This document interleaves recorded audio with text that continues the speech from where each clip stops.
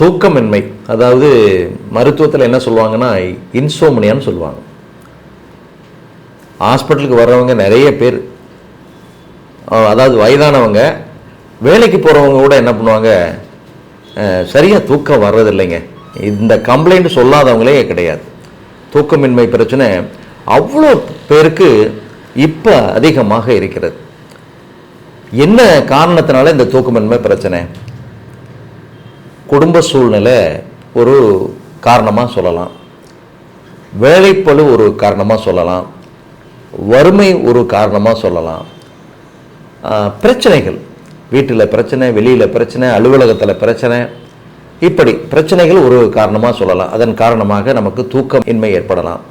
அடுத்தது பார்த்தீங்கன்னா மன உளைச்சல், மனக்கவலை, மன அழுத்தம் மிக முக்கியமான ஒரு காரணம். அடுத்தது நோயினுடைய தீவிரம், அந்த ஸ்ட்ரெஸ் அதிகமாக இருக்கும். நோயினுடைய தாக்கம், நிறைய பேருக்கு இதய பாதிப்பு இருக்கும், மருந்து மாத்திரை சாப்பிடுவாங்க, ஸ்டென்ட் வச்சுருப்பாங்க. அதே போல் புற்றுநோய்க்கு சிகிச்சை எடுத்துகிட்டு இருப்பாங்க. இரத்த கொதிப்பு அளவுக்கு அதிகமாக இருக்கும், சர்க்கரை நோய் அளவுக்கு அதிகமாக இருக்கும், இன்சுலின் ஊசி போட்டுட்ருப்பாங்க. இப்படி நோய்களுடைய தீவிரத்தினால என்னாகும், தூக்கமின்மை பிரச்சனை. இதை சரி பண்ண முடியுமா? மாத்திரை இல்லாமல் வேறு என்ன செய்யலாம்? படுத்த உடனே தூங்கணும். ஒரு 6 மணி நேரமாவது நிம்மதியான உறக்கம் வேணும். எவ்வளவு நேரம் நம்ம தூங்கலாம்? குறைஞ்சது 6லிருந்து 8 மணி நேரம் உறக்கம் நமக்கு தேவை. ஒரு பழமொழி சொல்லுவாங்க இல்லையா, early to bed early to rise அப்படிம்பாங்க. சீக்கிரம் படுத்து சீக்கிரம் எந்திரிக்கணும்.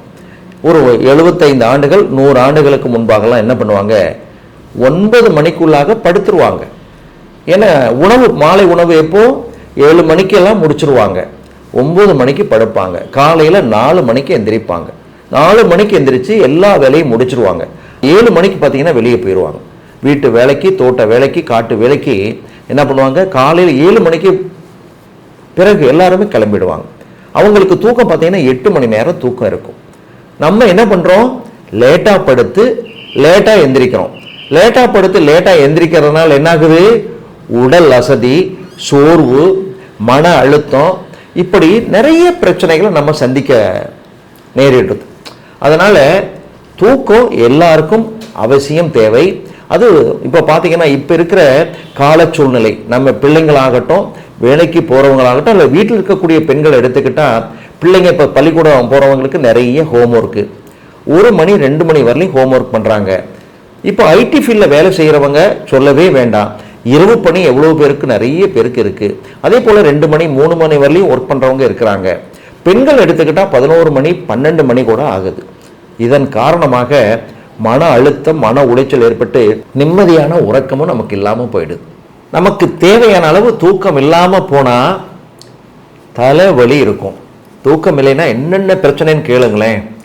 தலை வலிக்கும், கண்ணு வலிக்கும், உடல் அசதி இருக்கும், சோர்வு இருக்கும், எரிச்சல் வரும், கோபம் வரும், எதுலையுமே நமக்கு நாட்டம் இருக்காது. உட்கார்ந்த இடத்திலே பகலில் என்ன பண்ணுவோம், அப்படியே தூங்கி வழிவோம். இதுதான் நடக்கும். அப்போது இரவில் நம்ம நல்லா தூங்கணும் அப்படின்னா முதல்ல ஆகாரம்னு சொல்லக்கூடிய உணவை ஒழுங்காக எடுக்கணும். குறைவாக சாப்பிட்டு படுத்தா தூக்கம் வராது, சாப்பிடாம படுத்தாலும் தூக்கம் வராது. அதனால் இந்த வயிற்றுக்கு சரியான நேரத்திற்கு தேவையான அளவு உணவை நாம் கொடுக்க வேண்டும். சத்தான உணவாக இருக்கணும், சரியான அளவு நாம் எடுத்துக்கொள்ள வேண்டும். அப்படி இருந்தால் கண்டிப்பாக நல்ல உறக்கம் வரும். அதே போல் இப்போ நோய் இருக்குன்னு வைங்களேன், அந்தந்த நோய்க்கு உரிய சிகிச்சைகளை, அந்த மருந்துகளை எடுத்துக்கணும். குறிப்பாக சர்க்கரை நோயாளிகள் பார்த்தீங்கன்னு சொன்னால் எனக்கு தூக்கம் வரலாம்பாங்க, இதய நோயாளிகள் எனக்கு தூக்கம் வரலாம்பாங்க. அதே போல் புற்றுநோயால் பாதிக்கப்பட்டவர்கள், சிறுநீரக பாதிப்பு இருக்கிறவங்க, இப்படி நிறைய பேர். அதே போல் வேலைக்கு போகிற ஆண்கள், பெண்கள் எல்லாருமே சொல்லக்கூடிய வார்த்தை, இதையெல்லாம் போக்கணும்னு சொன்னால் சரியான நேரத்திற்கு உணவு, திட்டமிடுதல் வேணும். முதல்ல அந்த வேலைகளை இத்தனை மணி நேரத்துக்குள்ளே நம்ம முடிக்கணும், இத்தனை மணிக்கு முடிக்கணும் அப்படின்னு ஒரு திட்டமிடுதல் இருக்க வேண்டும். உணவாக இருந்தாலும் சரி, வேலையாக இருந்தாலும் சரி, அந்த திட்டமிடுதல் இருந்ததுன்னா கண்டிப்பாக உறக்கமும் 6லிருந்து 8 மணி நேரம் நமக்கு சரியாக கிடைக்கும். அந்த தூக்கம் குறைஞ்சாதான் நமக்கு எல்லா நோயும் ஏற்படும். மருந்து, எளிய மருந்து தான் இந்த தூக்கமின்மைக்கு. அமுக்கரா கிழங்கு, நாட்டு அமுக்கரா கிழங்கு வாங்குங்க. அதை என்ன பண்ணுங்க, பிட் அவியல் செய்யணும். பால் ஊற்றி வேடு கட்டி அந்த கிழங்கை அதாவது நாட்டு அமுக்கரா கிழங்கை மேலே போட்டு மூடி வச்சு வேக வைக்கணும்.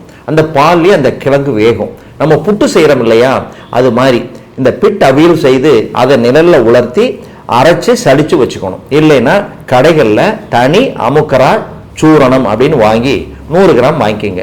அடுத்தது பார்த்தீங்கன்னா கசகசா ஒரு 100 கிராம் வாங்கி சுத்தப்படுத்தி அதை அரைச்சி தனியாக வச்சுக்கோங்க. இந்த அமுக்கரா தனி அமுக்கரா சூரணம், கசகசா சூரணம் ரெண்டும் அதாவது 2 கிராம் எடுத்து 4 கிராம் ஆச்சு. இந்த 4 கிராமை காய்ச்சன பாலில் போட்டு பனம் கருப்பட்டி போட்டு அல்லது பிரவுன் சுகர்னு சொல்லக்கூடிய நாட்டு சக்கரை நீங்கள் சேர்த்து இரவு படுக்கும் பொழுது 1 மணி நேரத்திற்கு முன்பாக இந்த அமுக்கரா கசகசா சேர்ந்த சூரணத்தை தொடர்ந்து சாப்பிடலாம். நல்ல உறக்கம் வரும். அதே போல வயிறு ஆகாரம் இருக்க வேண்டும். வயிற்றுல எம்டியா படுத்திட்டு எனக்கு தூக்க வரலைன்னு சொல்லக்கூடாது. மற்ற நேரமும் ஒழுங்கா சாப்பிடணும். கவலைகள் எல்லாம் என்ன பண்ணுங்க, படுக்கும் பொழுது மூட்டையை கட்டி அந்த பக்கம் ஓரமா வச்சிருங்க. காலையில் அதை பிரிச்சு நம்ம பார்த்துக்கலாம். இப்படி இருந்து பாருங்க, இந்த தூக்கமின்மை பிரச்சனை எங்க போச்சுன்னே தெரியாது.